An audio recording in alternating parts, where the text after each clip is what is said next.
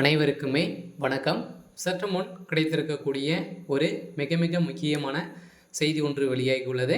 சற்று முன் அமைச்சர் பொன்முடி கதை முடிந்தது, நீதிமன்றம் அதிரடி தீர்ப்பு, 3 ஆண்டுகள் சிறை தண்டனை, இது மாதிரி செய்திகள் வெளியாகியிருக்கு. ஸோ இதை பற்றி தான் இந்த வீடியோவில் நாம் முழுமையாக பார்க்க போகிறோம். ஸோ அதுக்கு முன்னாடி நம்ம சேனலுக்கு இப்போ தான் நீங்கள் முதல் முறையாக வந்திருக்கீங்க அப்படின்னா மறக்காமல் நம்மளுடைய சேனலை சப்ஸ்கிரைப் பண்ணி சப்போர்ட் பண்ணுங்கள்.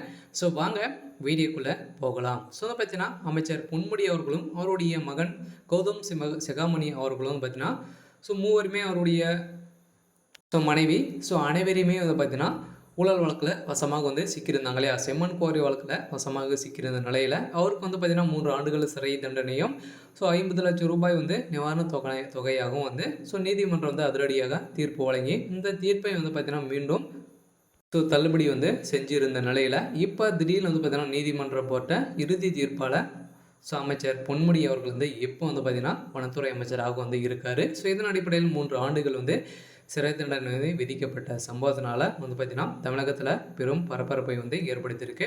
இதை பற்றி தான் இந்த வீடியோவில் நாம் முழுமையாக பார்க்க போகிறோம். அதுக்கு முன்னாடி நம்ம சேனலுக்கு இப்போ தான் நீங்கள் முதல் முறையாக வந்திருக்கீங்க அப்படின்னா மறக்காமல் நம்மளுடைய சேனலை சப்ஸ்கிரைப் பண்ணி சப்போர்ட் பண்ணுங்கள். வாங்க வீடியோக்குள்ளே போகலாம்.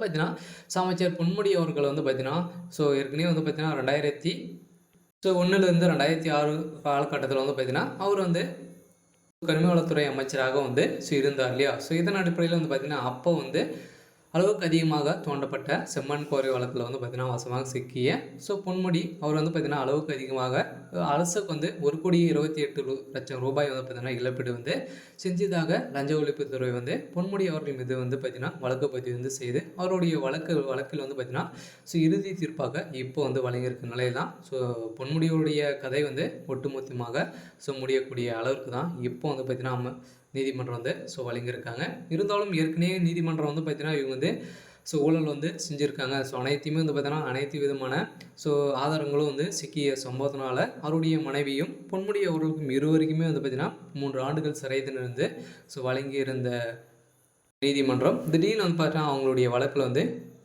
அவருக்கு உடல்நிலை ரொம்ப மோசமான நிலை இருக்குது. அவர் வயதும் ஆகிடுச்சு அப்படின்ற ஒரு வழக்கு பதிவு செஞ்சிருந்த நிலையில் நீதிமன்றம் பார்த்தீங்கன்னா தள்ளுபடி செஞ்சுருந்தாங்க.